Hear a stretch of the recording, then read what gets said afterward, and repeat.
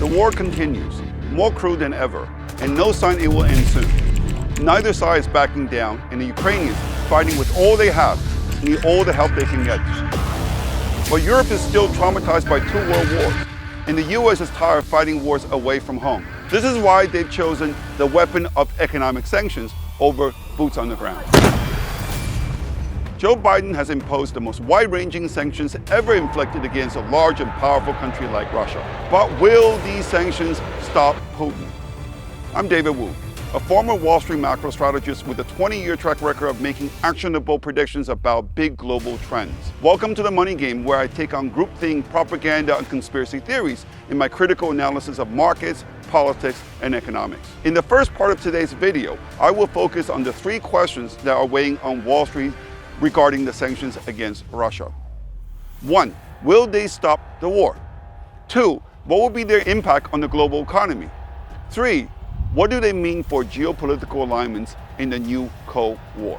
Before we ask whether the sanctions will stop Putin, we need to ask ourselves whether sanctions have ever been effective in the past. In a seminal paper entitled "Why International Sanctions Do Not Work," Robert Popp showed that of the 115 cases of sanctions between 1914 and 1990, only 5 can be considered a success. That is just 4%. And in more recent years, sanctions against Iraq failed to get Saddam Hussein to withdraw from Kuwait, resulting in the Gulf War.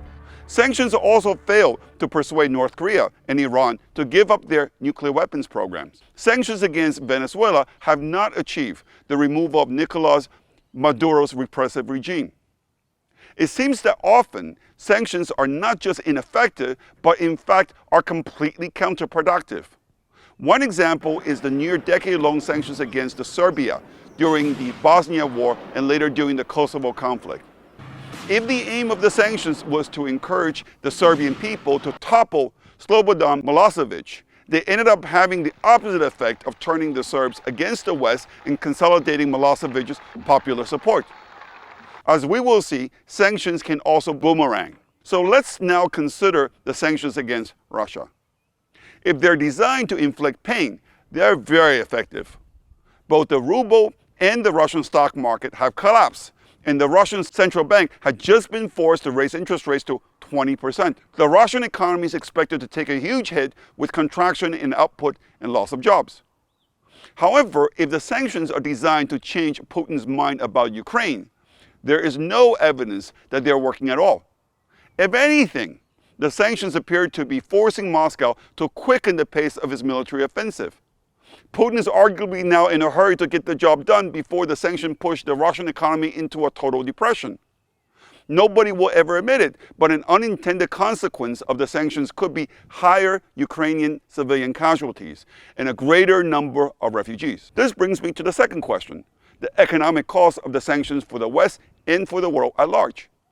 Remember, COVID created severe bottlenecks in the global supply chain that resulted in rampant shortages of goods from semiconductors to cars. As I spoke about in previous podcasts, this first negative supply shock led to a surge in inflation that eroded the real purchasing power of consumers around the world. The global supply chain has yet to recover from COVID, and now the sanctions against Russia are bringing on a second negative supply shock. With Russia as the largest oil exporter in the world, concerns about disruption to its supply alone have pushed oil price to levels that the world has not seen since 2008. Meanwhile, the price of natural gas in Europe, that heavily depends on Russia, hit a new record high last week. The price of electricity in Europe, which went up by 400% in 2021, is set to go up even more in the coming weeks. Russia accounts for 40% of the world's supply of palladium, a key ingredient in the manufacturing of catalytic converters, an exhaust emission control device found in every car. Russia and Ukraine account for half of the world's production of neon gas that is essential for the manufacturing of semiconductors.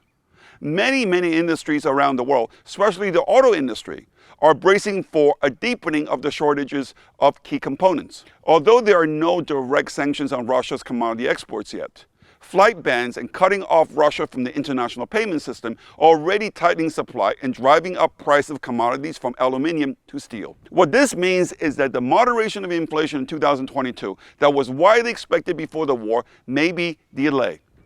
Indeed, the bond market now expects U.S. inflation a year from now to be at 5%. That is more than 1.5 percentage points higher than what the market thought at the start of the year. This is a huge problem for central banks. They're already concerned that the longer inflation stays high, the more difficult it will be to basically tame it. It is safe to assume that this second negative supply shock will intensify pressure on central banks to raise interest rates more quickly. Any economist will tell you that the combination of a negative supply shock and higher interest rates raises the odds of global recession considerably. So sanctions are probably not only not helping to end the war, but are now in danger of increasing the risk of a global recession.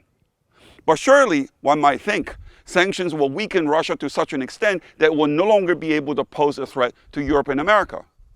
That may be the case, but what could also happen is the exact opposite. We should assume that sanctions against Russia have burned down all trust between Russia and the West. Facing total economic ruin as the result of the sanctions, I suspect Russia has never felt more insecure since the end of the Cold War. The Russian leadership is likely thinking right now that they've gone past the point of no return and that the realignment of the world has changed permanently.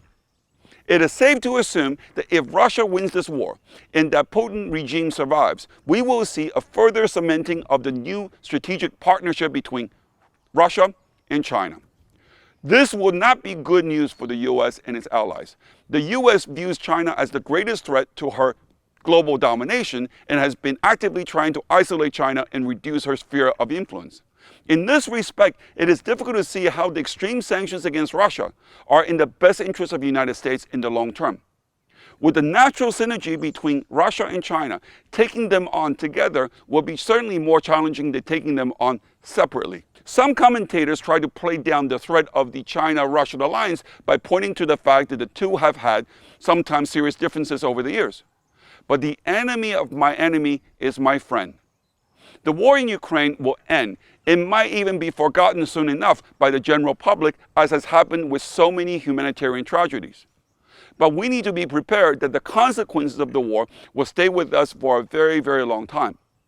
Future historians will not be kind to Putin, but I suspect they might also find that the sanctions imposed by the West to be short-sighted and detrimental to their own interest. If you got something out of this program, please subscribe to my YouTube channel and hit like.